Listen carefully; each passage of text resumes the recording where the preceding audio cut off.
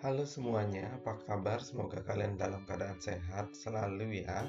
Nah, kita pada hari ini akan membahas terkait dengan implementasi nilai Pancasila bagi penyelenggara negara dan warga negara. Namun sebelumnya, Bapak ingatkan kembali bahwa kalian sudah mempelajari materi-materi terkait dengan Pancasila.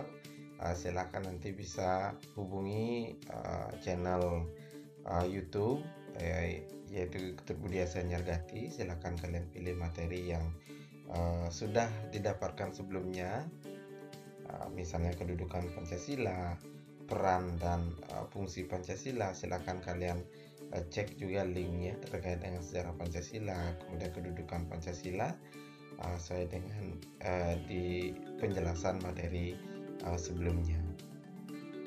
Namun pada hari ini kita akan fokus terkait dengan materi nilai Pancasila yang diimplementasikan dalam kehidupan bermasyarakat, berbangsa, dan bernegara.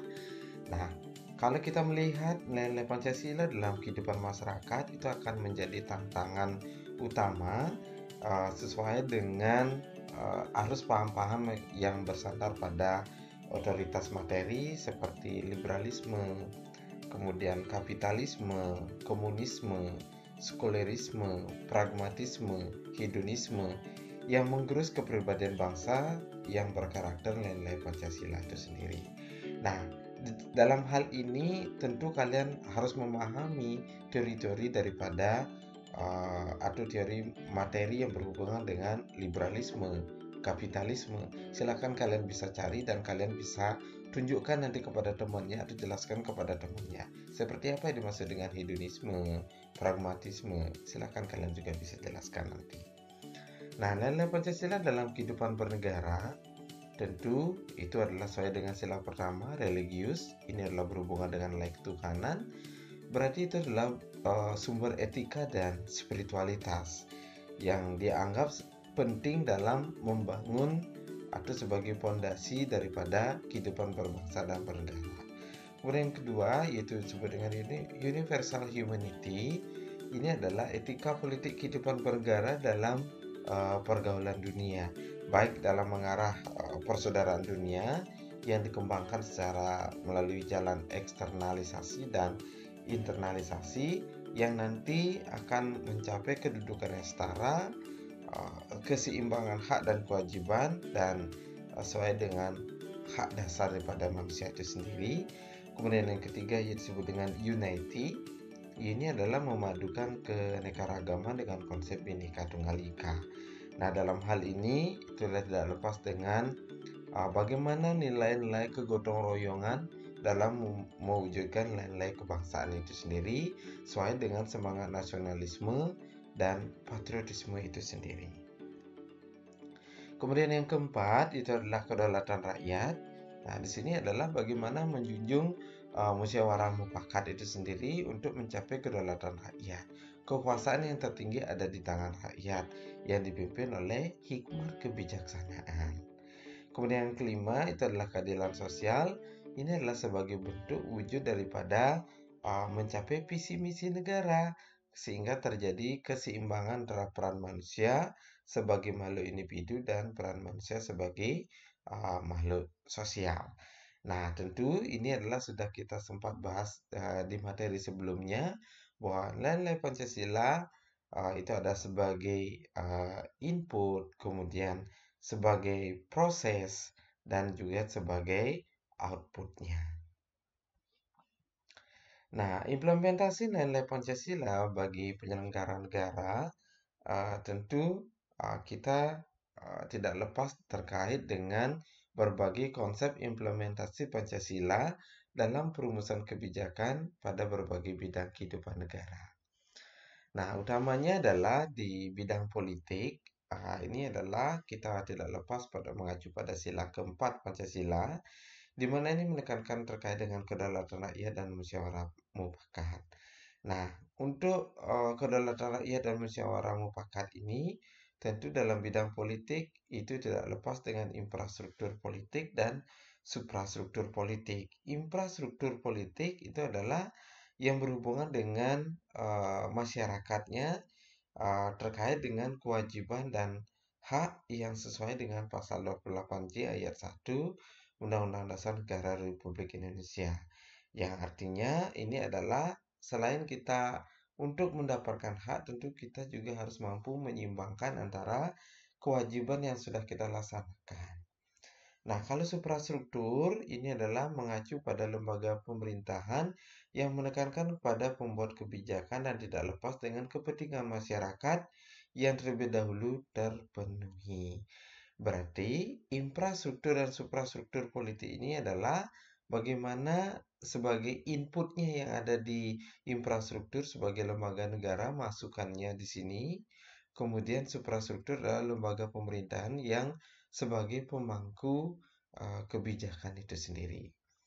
Kemudian yang kedua itu adalah di bidang ekonomi.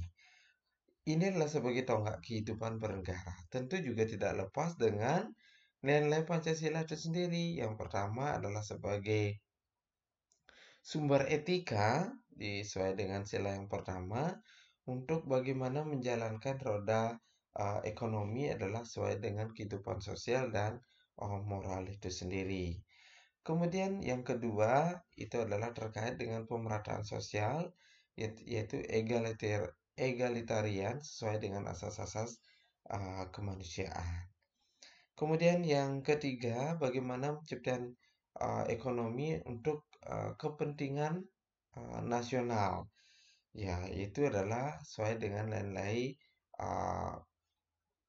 perekonomian kita, yaitu mengacu pada perekonomian yang berdasarkan asas kegotong royongan. Nah, di sini juga di sila keempat bahwa perekonomian itu dalam menekankan pada ekonomi keluarga dengan gotong royong, semangat gotong royong untuk membangun bangsa dan negara itu sendiri. Kemudian yang kelima, ya ini adalah untuk mencapai tujuan negara. Di sini tegaskan tentang tingkat nasional dan desentralisasi dalam pelaksanaan kebijaksanaan ekonomi untuk mencapai keadilan dan keadilan sosial atau keadilan ekonomi itu sendiri.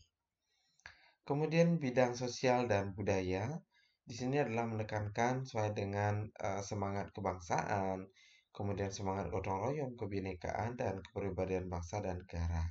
Ini juga tidak lepas dengan pasal 31 ayat 5, pasal 32 ayat 1 dan pasal 36 ayat 36A terkait dengan kebinekaan Tunggal Ika dengan mewujudkan sebagai konsep gotong royong dan kebinekaan itu sendiri, kita harus tetap melaksanakan secara bersama-sama. Kemudian bidang Hankam. Nah, kalau bidang Hankam ini adalah sesuai dengan pasal 30 ayat 1, berarti ini adalah hak dan wajib setiap warga negara dalam usaha pertahanan dan keamanan negara. Kemudian berikutnya juga menekankan sistem pertahanan dan keamanan ini dilaksanakan secara menyeluruh yang disebut dengan Sishamkam rata. Berarti semua kepentingan negara itu semua dukungan atas sistem pertahanan keamanan rakyat semesta yang diizinkan harus tetap dilaksanakan secara bersama, yang dimana TNI dan Kepolisian Negara sebagai kekuatan utama serta kekuatan pendukungnya. Nah, kekuatan utama itu adalah TNI dan Polri-nya, dan sedangkan rakyat adalah sebagai kekuatan pendukung untuk mencapai sistem pertahanan keamanan yang semesta. Kemudian berikutnya itu adalah tugas pokok TNI, baik terdiri dari Angkatan Darat, Angkatan Laut, dan Angkatan Udara sebagai alat negara dengan tugas pokoknya itu adalah mempertahankan dan melindungi serta memelihara keutuhan dan kedaulatan negara. Kemudian tugas pokok Polri itu adalah sebagai menjaga keamanan dan ketertiban masyarakat untuk mencapai tugas ini adalah melindungi dan mengayomi, melayani masyarakat, serta menegakkan hukum itu sendiri. Nah, demikian penjelasan singkat kita pada hari ini. Mudah-mudahan bisa dimengerti dan jika ada yang belum dipahami, silakan kalian bisa diskusikan di grup W kita di grup kelas 10 sehingga kita bisa lebih mendalami kembali. Terima kasih dan selamat pagi, Skanbara Pride.